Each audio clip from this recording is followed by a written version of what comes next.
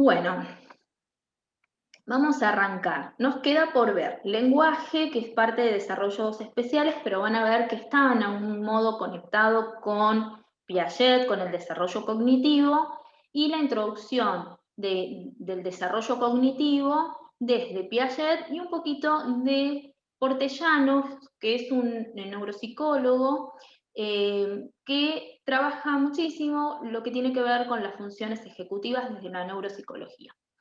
¿Qué son las funciones ejecutivas? Bueno, es una función supramodal, vamos a verlo ahora, que está relacionada con un montón de diferentes habilidades, digamos, que tienen que ver con la cognición, eh, y que justamente en ese desarrollo cognitivo se van a ir estimulando y que va a permitir el desempeño cognitivo de los sujetos.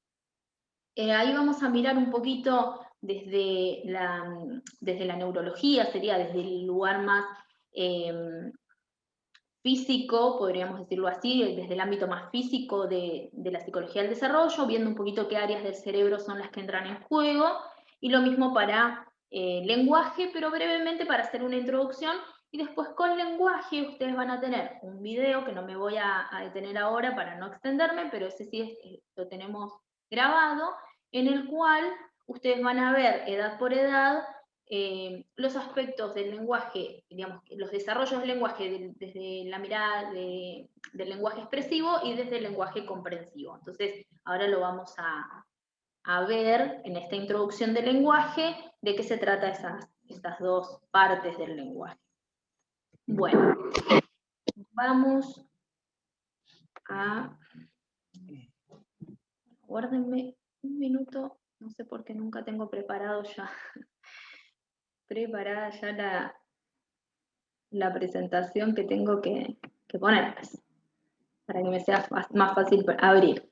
Bueno, ahora sí, vamos a ir a lo que faltaba. Ustedes vieron juego con David la semana pasada, lo vieron desde la mirada de Freud, desde la mirada de Arminda Verasturi, desde el juego virtual también, pero digamos que básicamente tienen una idea de lo que es el juego en relación a estos autores. ¿Saben qué? Y vamos a ver ahora otro de los desarrollos especiales, que es lenguaje, ¿sí? Bien, me está como tardando todo en conectar. No sé si es porque me están dando mal la conexión.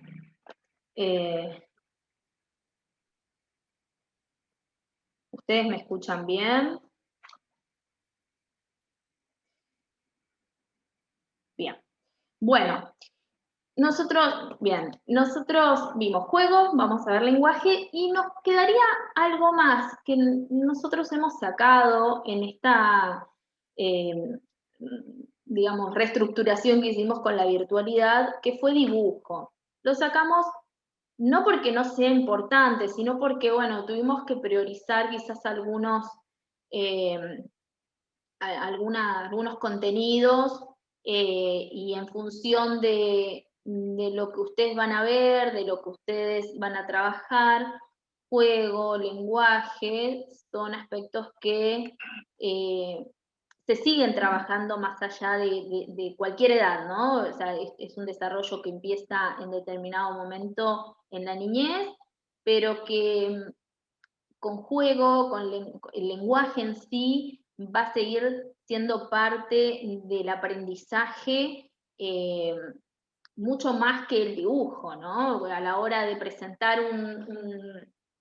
no sé, un tema, nosotros utilizamos obviamente el lenguaje, tenemos que tener en cuenta ese otro que está comprendiendo y está expresando desde el lenguaje, y utilizamos a veces, no solo con los niños, sino con los adolescentes o con los adultos, el juego como mediador también del aprendizaje. Pero el dibujo también evolutivamente nos da información, nosotros no lo vamos a ver, principalmente se utiliza muchísimo el dibujo a la hora de poder obtener información sobre el desarrollo, sobre la evolución del desarrollo en la niñez, Pero bueno, vamos a abocarnos en estos dos aspectos nada más. Entonces ahora vamos a ver lenguaje y luego vamos a ir directamente al desarrollo cognitivo. Y ya puedo lo vieron. Bueno, vamos a arrancar. Bueno, acá arranco siempre con una frase que es un poco para resumir esta conexión que hay entre estos diferentes aspectos de lo simbólico, y en esto es la relación que tiene con lo cognitivo, que justamente el lenguaje, el juego, el dibujo, son conductas, son expresiones de la capacidad simbólica que tenemos los sujetos para poder representar cosas que nos pasan, representar la realidad de una manera diferente. Representarlo con signos, representarlo con símbolos, y justamente para que se entienda la relación y el lenguaje cómo entra en juego en esto, yo les traje esta frase como, bueno, antes de hablar, los niños cantan o tararean, antes de escribir dibujan, antes digamos, de pararse, bailan. Entonces, el arte, la expresión, la forma de simbolizar es justamente digamos, lo más fundamental, lo principal de los sujetos. Entonces es muy importante en este sentido dar importancia a estos aspectos, estos desarrollos especiales que no solo se dan en la niñez, se van a dar a lo largo de toda la vida y que nos están marcando digamos, un dato, una información sobre el desarrollo. Bueno, para que se entienda, a ver, cuando hablamos primero, antes de empezar a hablar de lenguaje, vamos a tratar de entender que para poder hablar del desarrollo en sí de un sujeto y principalmente de los niños, tenemos que entender que digamos que hay una interrelación entre factores genéticos y los factores ambientales. Cuando hablamos de factores genéticos, ya sabemos, tiene que ver con, obviamente, toda la información que trae nuestro ADN, con la información también que pueda llegar a estar en nuestro ADN a partir de la influencia de ciertos factores teratógenos, de mutaciones, lo que fuera, o por ahí, digamos, en la unión de los cromosomas, algún tipo de trisomía. Todo esto va a ser nuestra base genética, nuestra carga genética, y se va a manifestar y nos va a dar ciertas capacidades en nuestro desarrollo. Y esto es muy difícil modificarlo, ¿sí? Uno puede modificarlo al 100%, les diría que es casi difícil y no decirlo imposible. Uno puede ayudar, puede colaborar para que haya una mejora, haya una compensación, pero modificarlo al 100% por ahora es difícil. Bueno, digamos, no es posible. Y después están los factores ambientales, que van a ser justamente los que van a permitir la maduración de cierta habilidad, la estimulación más que la maduración, la estimulación para lograr la maduración. Sabemos que la maduración no es algo que uno pueda tampoco decidirlo de forma aleatoria. Va a modular, va a permitir que se exprese o no se expresen ciertas capacidades, o que algunas manifestaciones queden de forma latente o no interfieran en la funcionalidad del día a día. Y en estos factores ambientales tenemos factores ambientales que influyen en lo biológico, que influyen en lo psicológico y que influyen desde lo social, ¿sí? Entonces, cuando hablamos de factores ambientales, esto, si bien lo pongo para introducir el tema del lenguaje, ténganlo en cuenta para cualquier tipo de desarrollo en el sujeto y principalmente en la infancia. Los factores ambientales que tienen que ver con el orden biológico tienen que ver con digamos, la situación de la salud o el estado de salud o de enfermedad que pueda tener el sujeto, la ausencia de factores adhesivos al sistema nervioso, condiciones, digamos, que permitan la maduración de lo biológico, de los componentes biológicos, y desde los aspectos psicológicos y sociales tiene que ver con la interacción del sujeto, del niño principalmente, con su entorno, los vínculos afectivos, la estimulación que tenga desde su familia, desde la escuela, los pares, otros integrantes de la comunidad que interactúen con ese niño. Entonces, eso todo va a determinar. Cuando nosotros vamos a hablar ahora de lenguaje, entonces, ¿qué quiere decir eso? Bueno, que en el lenguaje, por ejemplo, va a influir cuestiones ambientales, cuestiones heredadas, ¿no? Cuestiones genéticas, mejor dicho, cuestiones genéticas que no va a ser posible modificar, eh, pero es la base del desarrollo del lenguaje. Factores ambientales, tanto biológicos, cuando hablamos de factores ambientales biológicos, tiene que ver también, bueno, si cursó o no cursó con una enfermedad, que va a ser del orden biológico, pero que tiene que ver con un contexto. No sé, quizás un niño que tuvo algún tipo de golpe o accidente o una infección auditiva, entonces eso generó algún tipo de disfunción a nivel del desarrollo del lenguaje, de lo que tiene que ver con la audición, o a nivel, no sé, un niño que tuvo que tener quizás una traqueotomía por una enfermedad X. Bueno, ahí vamos a tener también una cuestión biológica, física, que va a estar, que es ambiental, pero que va a estar afectando físicamente quizás la posibilidad de hablar o cómo se desarrolla el habla.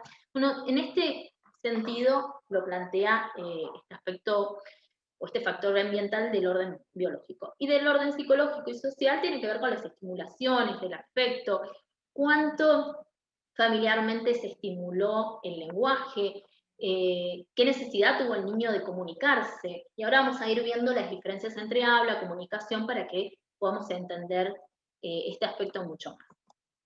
Bien, vuelvo otra vez.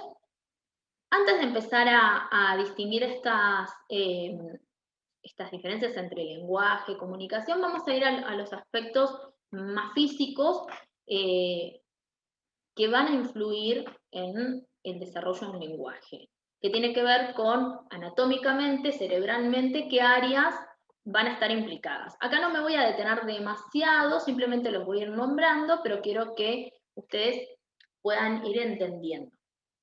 Nosotros en el cerebro, en la corteza cerebral, tenemos diferentes áreas, diferentes lóbulos que van a estar, digamos, van a tener implicancia en diferentes habilidades o aspectos de nuestro, digamos, desarrollo, de nuestras habilidades, y principalmente en lo que tiene que ver con el lenguaje va a estar la parte o sea, frontal, el área de Broca, y en el lóbulo, digamos, temporal, toda esta parte del área de Wernicke que va a tener que ver con la comprensión. El área de Broca con el control del habla, con lo expresivo, y el área de Wernicke con la comprensión.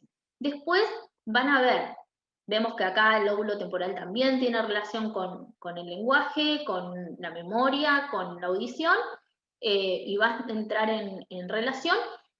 Y a ver, si bien esas dos áreas están como bien delimitadas en su influencia en tanto en la expresión como en la comprensión del lenguaje, no es que son exclusivas y que no tienen relación con otras áreas, ¿sí? Entonces, eh, son áreas que predominan en cuanto a su influencia en estos aspectos, pero están relacionadas y tienen conexiones con otras áreas, entonces también, digamos, la estimulación de esta área va a estar relacionada, por ejemplo, no sé, a ver, la comprensión del lenguaje puede estar relacionada tranquilamente con la visión, con la percepción. ¿Por qué? Porque un niño que pueda tener alguna dificultad para hablar expresivamente y comprender, podemos utilizar visualmente lo que se le denomina, digamos, PECs, que son como, digamos, fichas de dibujos que puedan permitir la comunicación, ¿no? Podemos utilizar el aviso perceptivo con un lenguaje de señas. Entonces, en este sentido, podemos utilizar otras áreas para poder ayudar a la estimulación, ¿sí? Ahora vamos a ver qué componentes, cuando hablamos de componentes corticales, tienen que ver con los que están en la corteza cerebral. Y la corteza cerebral tiene áreas que son más bien del orden de lo expresivo, digamos que áreas que van a tener que ver con el lenguaje desde lo expresivo y áreas más bien de la recepción del lenguaje. Desde la expresión del lenguaje tiene que ver con esa área prefrontal, Ahora les voy a mostrar de vuelta el dibujito y les voy a ubicar el área de Broca y la corteza primaria. Me voy para atrás. Esto vamos a ver que son áreas que están relacionadas con los procesos cognitivos. Es toda esta área de acá. Esto es la corteza prefrontal, esta es el área de Broca, y del otro lado, bueno, está la corteza motora, que está por acá, digamos, está el área motora. Y la corteza premotora está un poquito delante de la corteza del área motora. Entonces, esa área, por eso me viene bien hablar ahora de lenguaje porque va a estar relacionado con el área cognitiva, esa área está muy relacionada al área de los aspectos cognitivos, ¿no? Ustedes ven acá que dice el lóbulo frontal, resolución de problemas, concentración, pensamiento, comportamiento, la personalidad, el humor. Eh, Está relacionada porque además tiene que ver con el humor porque tiene conexiones con toda la parte del sistema límbico, que es la parte interna del tálamo, hipotálamo. Entonces está relacionado con esto. Entonces, por eso es que también lo traigo ahora a alusión. Y después tenemos el área receptiva, que va a tener que ver con el lóbulo temporal, el lóbulo occipital y el lóbulo parietal. Digamos, los otros lóbulos que están implicados. Y que van a tener que ver con la recepción del lenguaje, no solo con que el estímulo que recibe a través del oído llegue al cerebro, sino también que sea interpretado, que sea comprendido y que sea, digamos, identificado, por ejemplo, con una imagen visual determinada, con una idea. Entonces, en este sentido, también hay sería toda esta área de acá atrás, digamos, del costado y para atrás, que va a digamos, relacionarse con el área receptiva del lenguaje. Esto no lo tienen que saber, no está en el texto tampoco, pero quiero que ustedes se vayan como ubicando, porque muchas veces cuando uno pone en el texto está puesto, bueno, los aspectos expresivos y comprensivos, y pareciera ser que eso se produce porque sí, ¿no? Se producen porque hay partes del cerebro que entran en juego y que esas partes del cerebro se pueden estimular también, ¿no? Eh, Obviamente que la estimulación no es solamente con un tratamiento, sino que la estimulación se produce en el día a día, en el contacto con otros, en la estimulación en casa, o sea, uno va estimulando todas estas áreas. Y algo más, algo más en relación, bueno, acá me va a quedar chiquito, pero en relación a este desarrollo cerebral, es que el desarrollo cerebral siempre va de la parte posterior a la parte anterior en cuanto a evolución, ¿no? Primero hay una maduración y estimulación de las partes posteriores del cerebro y luego va avanzando hacia la frontalidad.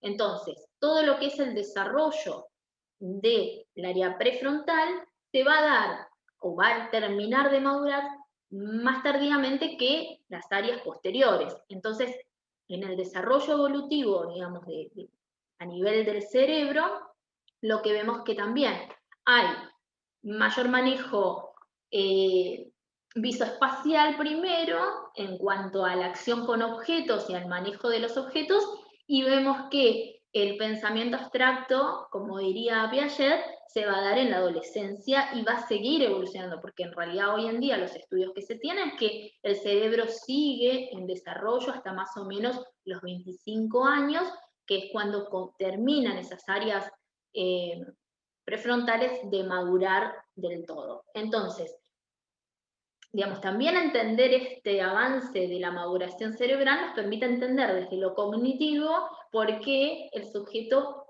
un niño de 1 año y medio, 2 años, puede caminar, puede ir, buscar un juguete y traernos, pero todavía no va a poder pensar en imágenes y no va a poder hacer un cálculo matemático, porque también tiene que ver con la maduración, no solo con la maduración cerebral, la maduración, no solo con la estimulación, digamos, del entorno, que va a ayudar, pero sino que tiene que ver con una cuestión más física.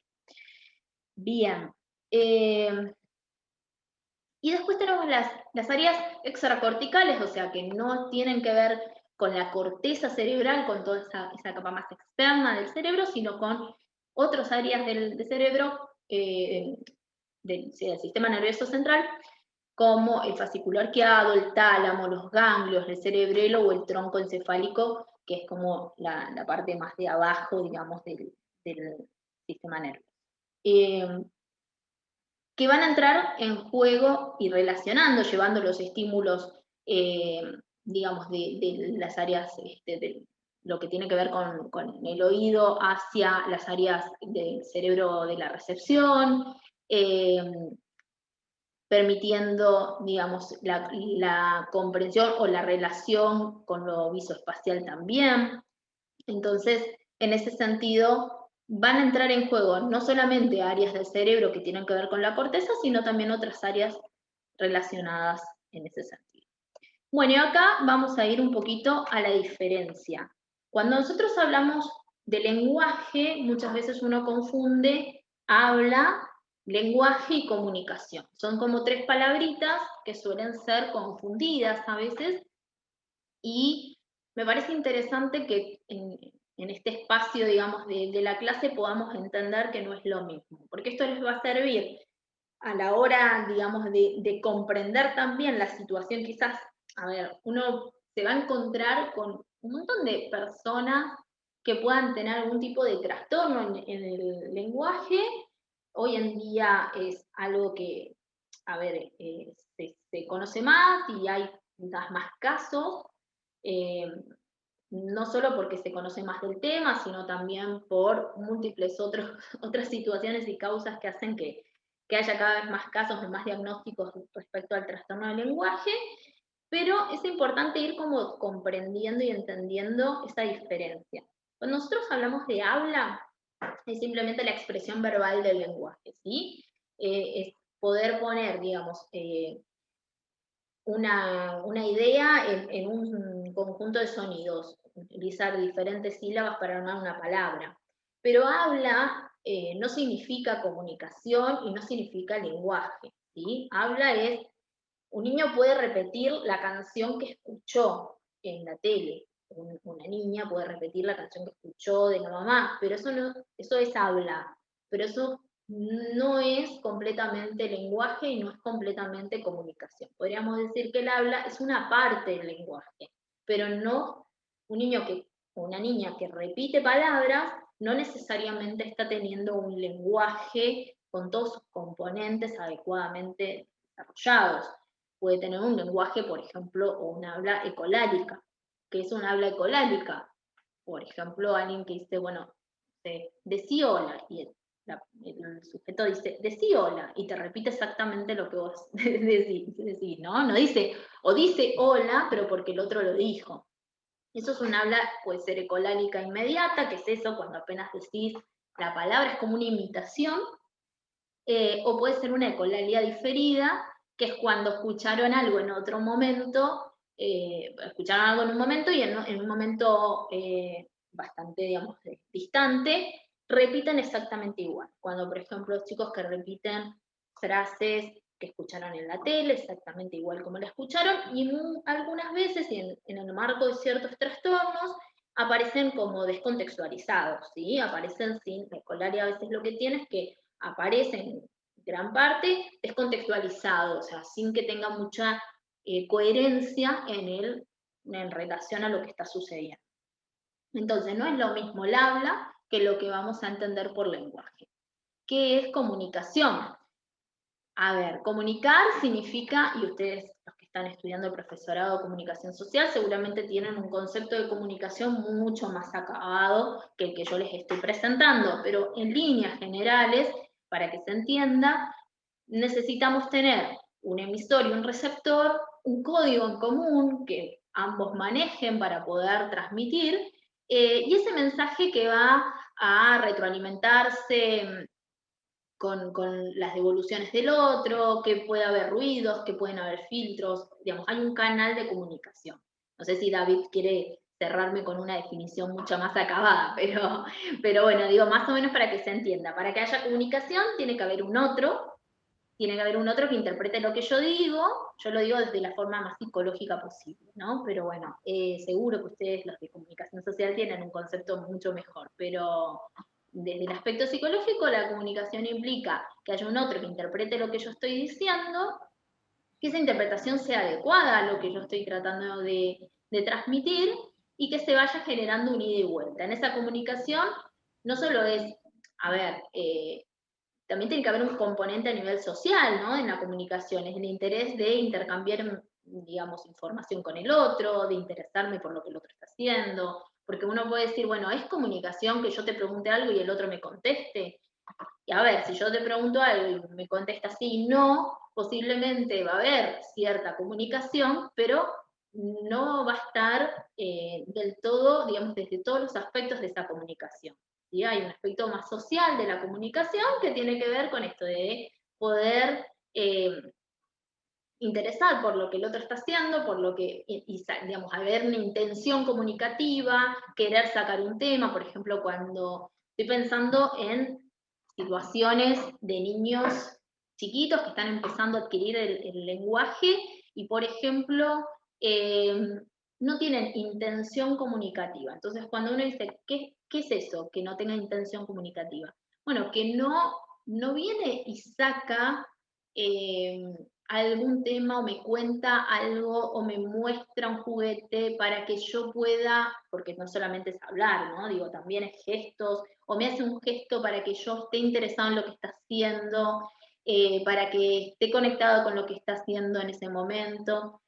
Cuando son un poquito más grandes, ya manejan un habla con frases, un lenguaje con frases, eh, sacar temas de conversación que no sean solamente responder a lo que le estoy preguntando, ni tampoco pedirme algo. Entonces, la comunicación también permite el vínculo, podríamos decirlo así, desde un aspecto más psicológico. Entonces, en este sentido, si yo hablo, si tengo un habla estrictamente, digamos, y lo que solo hago es repetir palabras, posiblemente pueda estar comunicando algo o pueda que no, ¿sí?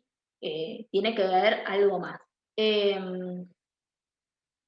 yo, bueno, esto lo agregué, que tiene que ver con, digamos, es un extracto de el currículum de Jardín Infante del, del gobierno de la provincia, digamos, la currícula de Jardín Infantes, que lo que plantea que la comunicación lo va a distinguir entre comunicación verbal y comunicación no verbal. La comunicación verbal va a decir que se produce de forma oral o escrita, eh, y que se va a dar a través de gritos, silbidos, llantos, risas. Y me pareció interesante esto porque bueno, uno dice, bueno, solamente hay comunicación cuando empieza a hablar, cuando empieza a decir palabras con sentido, y no. Cuando hay mirada, hay comunicación. Cuando alguien habló y escuchó un bebé, no sé, de meses, escuchó que mamá habló y se giró para mirar en dónde está mamá, está viendo un esbozo de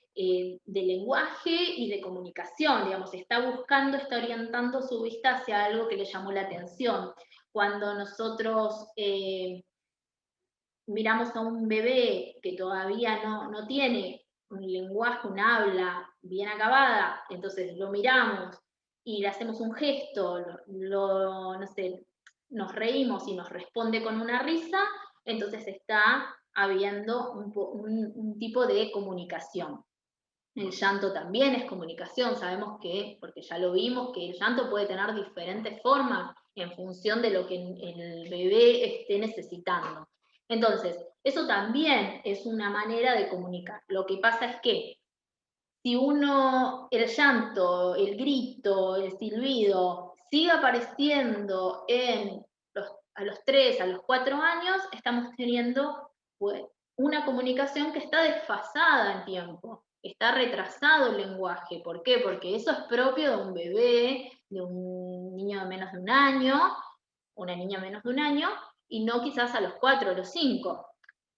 Va a haber gritos y va a haber llantos, pero tiene que haber también ya un lenguaje con un habla constituida.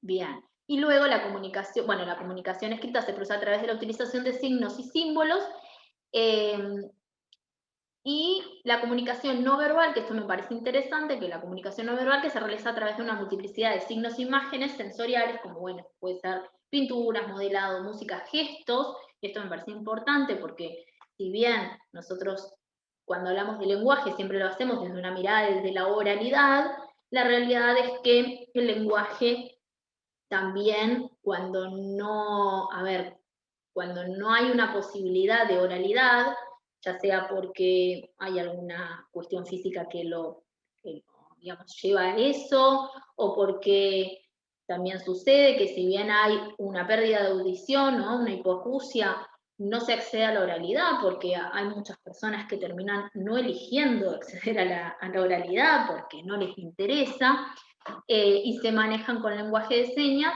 con lengua de señas, perdón.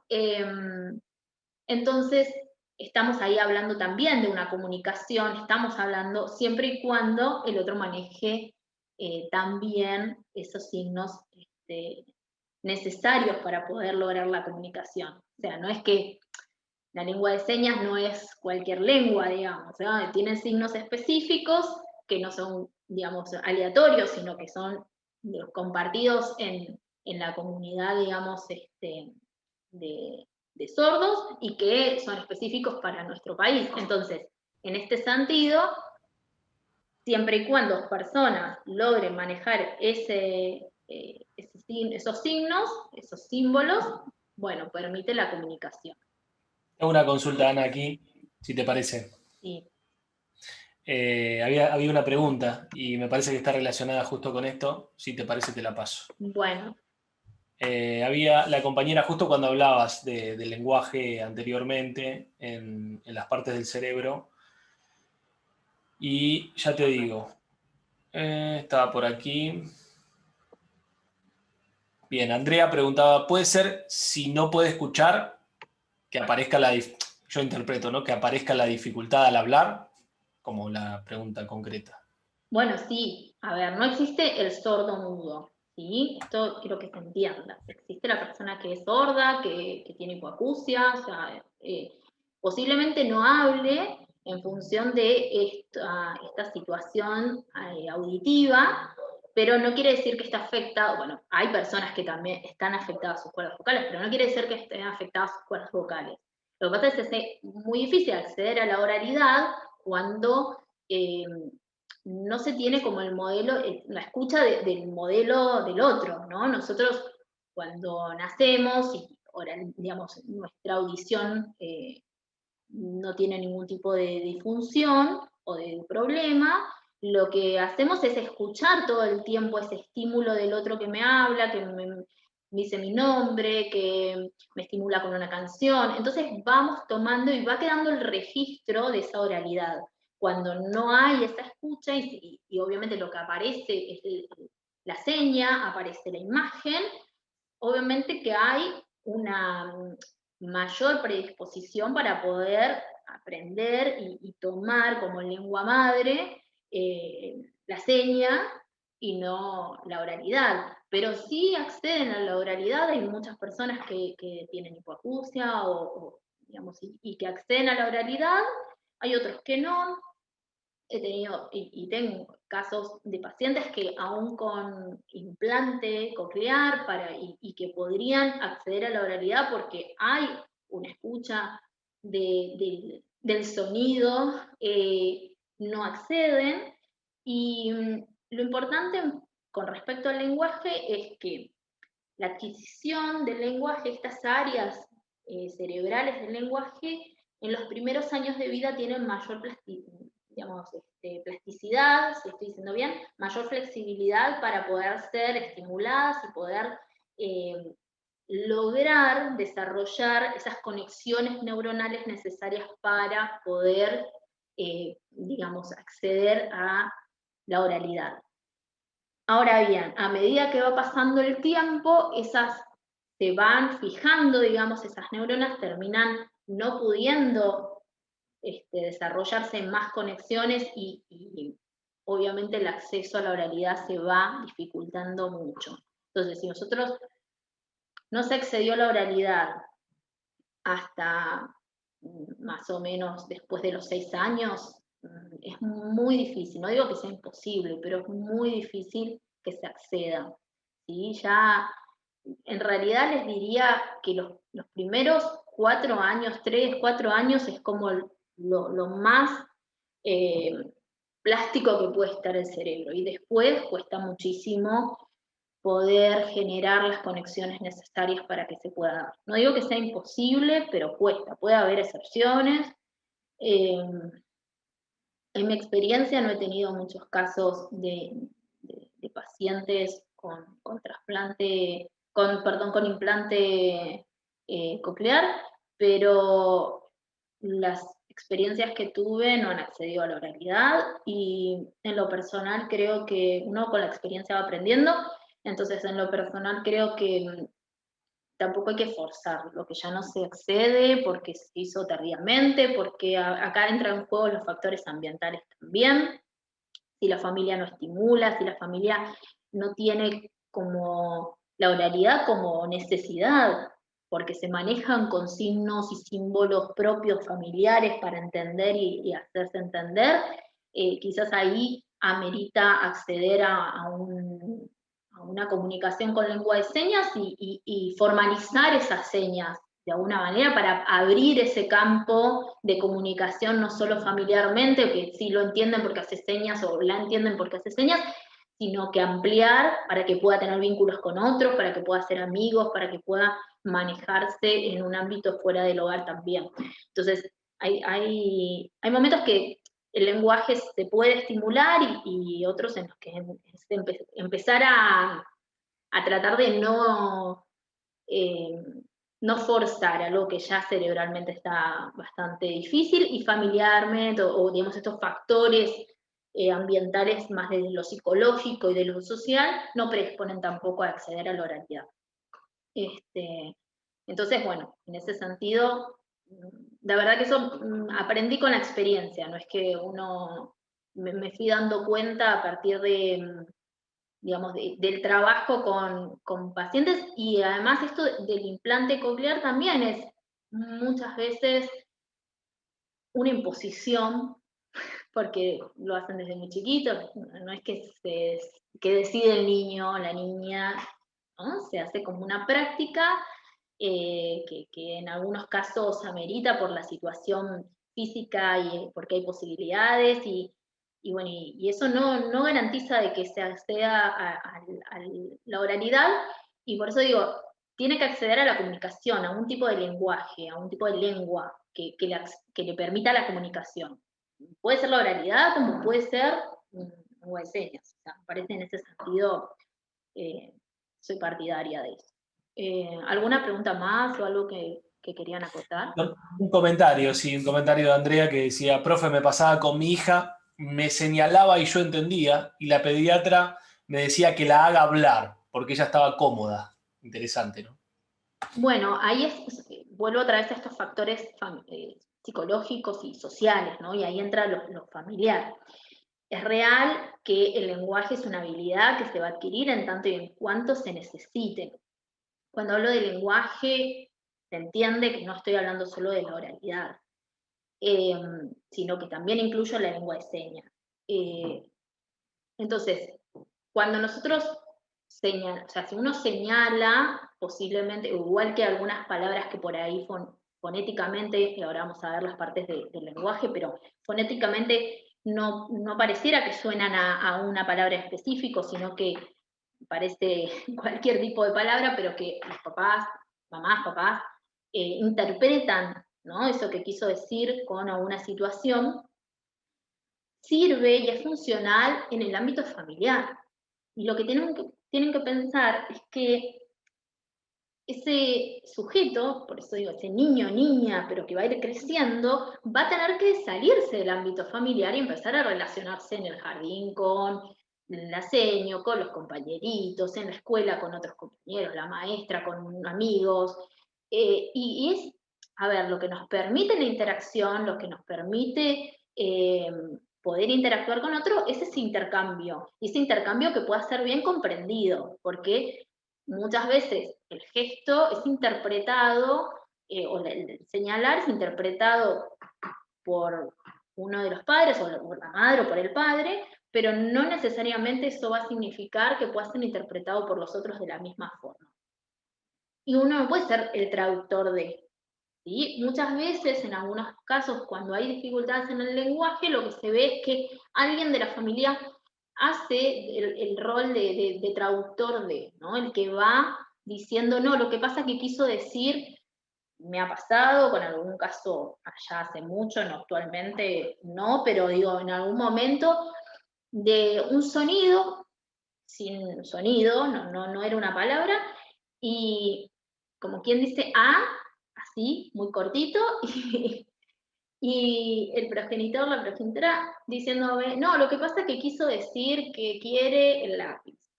Y era como una frase así gigante, cuando solo dijo un sonido chiquito así. Entonces, en ese sentido, el traductor, que es el adulto, obtura toda posibilidad de desarrollo de un lenguaje porque, bueno, hay otro que me entendió o creyó entenderme y se va generando en algunos casos como, bueno, también un ida y vuelta, una retroalimentación que impide cualquier avance en pos de, eh, vuelvo a decir, de una comunicación funcional no solo en casa. Eh,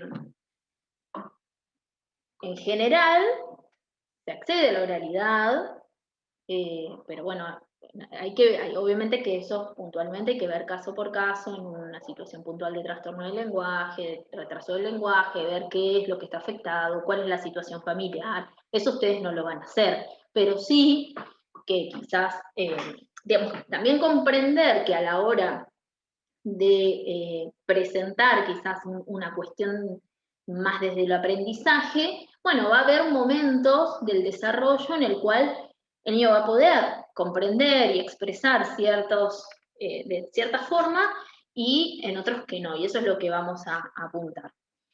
Bien, el lenguaje es un código simbólico establecido, no necesariamente es oral, como les dije, puede haber pictogramas, puede haber señas, puede haber gestos, y es el intercambio, el cambio de información entre dos seres a través de diferentes canales.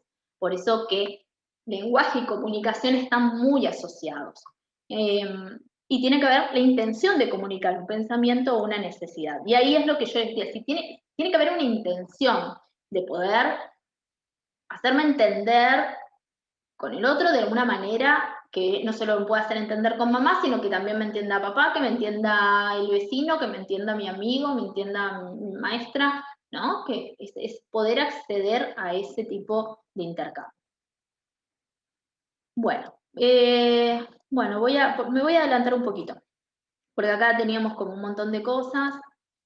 Bien, hay precursores del lenguaje. Esos precursores tenemos la capacidad para formar símbolos, ¿sí? Ese uso del lenguaje. Cuando hablamos de uso del lenguaje es lo más pragmático, ¿sí? Ahora vamos a ver las partes del lenguaje, pero es lo más pragmático. ¿Para qué yo uso el lenguaje? ¿Para qué si llora el bebé? ¿Para qué lo está usando? ¿Porque quiere comunicar que tiene hambre, que tiene frío, que quiere solamente a mamá cerca porque la extraña? ¿Qué es lo que está comunicando? Y ese uso del lenguaje tiene que tener cierta coherencia para diferentes personas, no solamente tiene que ser interpretado por uno y el resto ver que no sé qué está queriendo decir, ¿sí?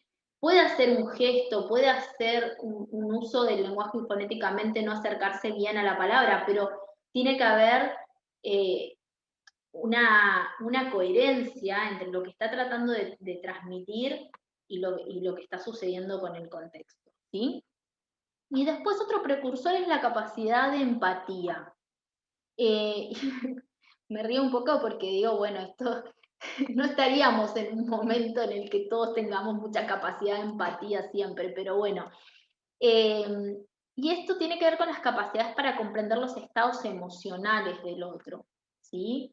Leer los gestos, leer los tonos, leer si esto es muy importante, vuelvo a decir, por esta cuestión de la comunicación y de lo que tiene que ver con los aspectos más sociales del lenguaje y de la comunicación. Si, si yo estoy llorando porque me lastimé y alguien se pone a reírse, No digo el que te caíste en la calle y te dio risa y te mataste la risa de alguien que se cayó. No, estoy hablando de alguien que está angustiado, que está llorando porque se lastimó, porque está pasando un mal momento. Me pongo a reírme de la situación que está pasando el otro, posiblemente la persona quede descolocada porque no entienda por qué se está riendo, ¿no? Y la interpretación es una falta de empatía. Si yo veo que alguien está llorando o está triste, posiblemente lo que haga es tratar de consolarlo. De consolar, prestaré el oído para ver si puedo, aunque sea, que haga catarsis. Pero hay una empatía con el otro, lo que el otro le está pasando. Esto de poder ponerse un poco en el lugar del otro, ¿no? Esta empatía, obviamente que no es que del momento cero todos la tenemos, es algo que también se desarrolla a medida que va madurando el sujeto, se va permitiendo mayor descentralización, podríamos decir, menos egocentrismo y poder ponerse en el lugar del otro. Vamos a ver que cognitivamente también es algo que tiene que ver con eso. Eh, pero esta posibilidad de leer los estados anímicos del otro, ¿no?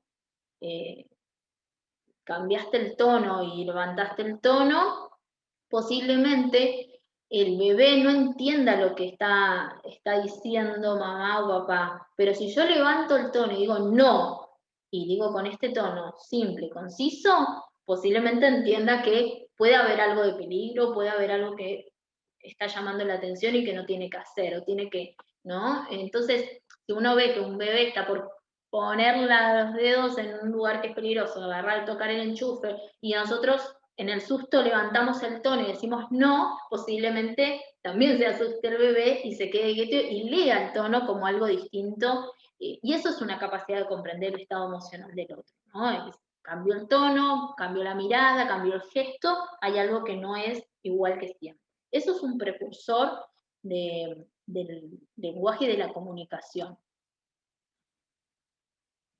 Y ahora vamos a cómo se compone el lenguaje oral, porque, a ver, el lenguaje de señas no se va a componer de un aspecto fonológico al 100%, no siempre hay oralidad en la persona que maneja un lenguaje de señas.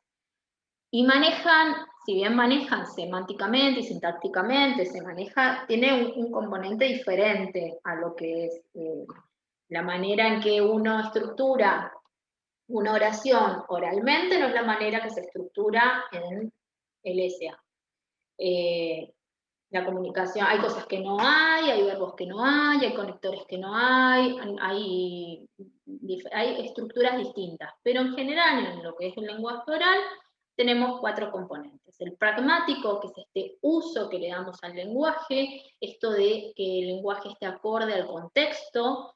Si yo quiero saber algo que no sé, voy a efectuar una pregunta y esa pregunta va a estar, por ejemplo, no pregunto de la misma forma a un docente que a alguien de mi familia, ¿sí? Entonces, si yo me tengo que dirigir al docente, aunque esto se va perdiendo, no digo que a ustedes les pase, pero a veces recibo correos electrónicos en los cuales nos manejamos como si estamos en mensajes de WhatsApp con la familia, con poca información, con poco saludo, con poca formalidad.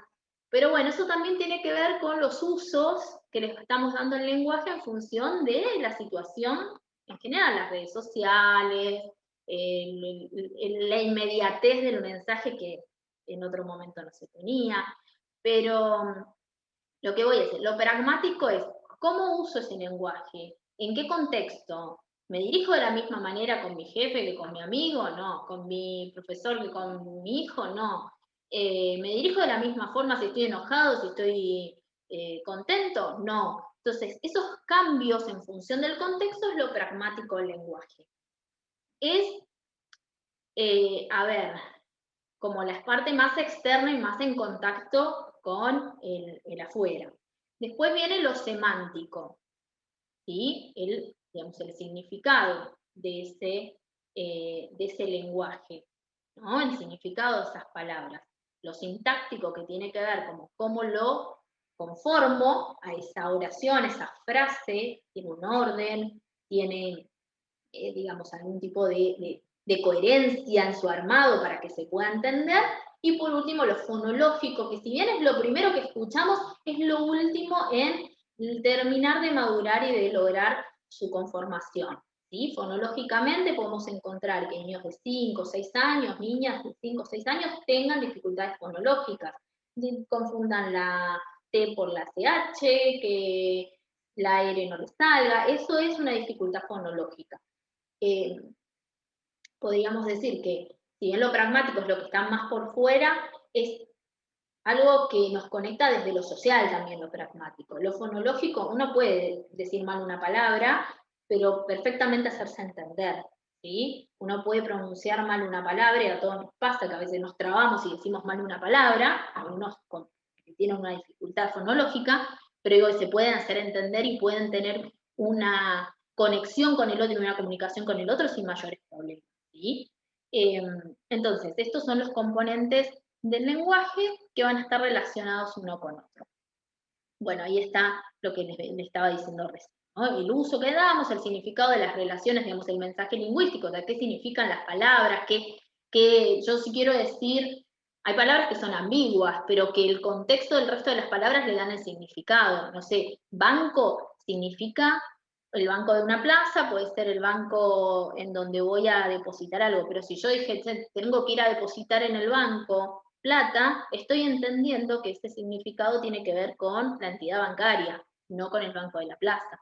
Entonces, obviamente que hay palabras que son más fáciles de identificar en esa ambigüedad, otros que por ahí son un poco confusas, pero que hacen al sentido del lenguaje, que hacen al sentido de lo que yo quiero decir.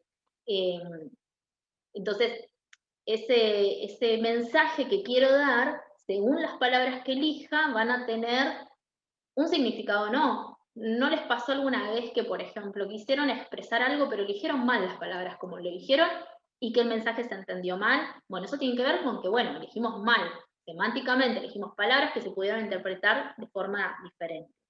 Todo esto también está obviamente atravesado por el que lo interpreta. Y yo esto lo aclaro porque ustedes van a encontrar que todo esto desde una oralidad, desde donde yo uso el tono, la emoción, el ritmo, en donde hay otros componentes también que hacen al lenguaje, ¿no? Que si hablo rápido, si hablo lento, si hablo alto, si estoy enojado quizás voy a gritar, si estoy tranquila y no estoy enojada voy a hablar más tranqui, bajo. Esos tonos hacen también a todo, digamos, el componente, podría ser como el componente, los gestos que utilice, la cara, el componente como no verbal de ese lenguaje en cierta forma. Bueno, todo eso, cuando nos mandamos un mensaje de texto, les digo que el tono, todo lo pone el otro. Todo guarda con esos problemas de comunicación que se generan cuando usamos solamente lo escrito, ¿no? Hay cosas que se pierden. Bueno, y la sintaxis es esa estructura, el ordenamiento, ¿no? De la frase. A veces hay sujetos tienen dificultades en el ordenamiento, cambian ese orden, entonces no se entiende lo que está queriendo decir, entonces, porque empezó por el final y después siguió. ¿Vieron con los chicos cuando empiezan a contar el cuento que les leímos y empiezan por una parte, después siguen por otra y se acordaron después de y lo van mezclando y no va teniendo como esa cohesión y esa coherencia? Algo que yo les pedí, por ejemplo, en el examen. Coherencia y cohesión, bueno, tiene que ver eso, con la estructura, el ordenamiento de las palabras, de cómo quieran ustedes expresar lo que quieran expresar. Y obviamente lo fonológico, que es el sistema de sonidos, ¿no? La pronunciación, cómo emitimos ese sonido que se convierte en palabra. Bueno, y la evolución del lenguaje es que van a tener una evolución de los aspectos expresivos y comprensivos. Todo esto va a estar en un videito que ya lo tenemos, que es del año pasado, que hicimos lo mismo el año pasado, hicimos esta primera parte y después lo otro lo ven tranquilos en su casa, que ya lo tengo, lo subo apenas termine la clase.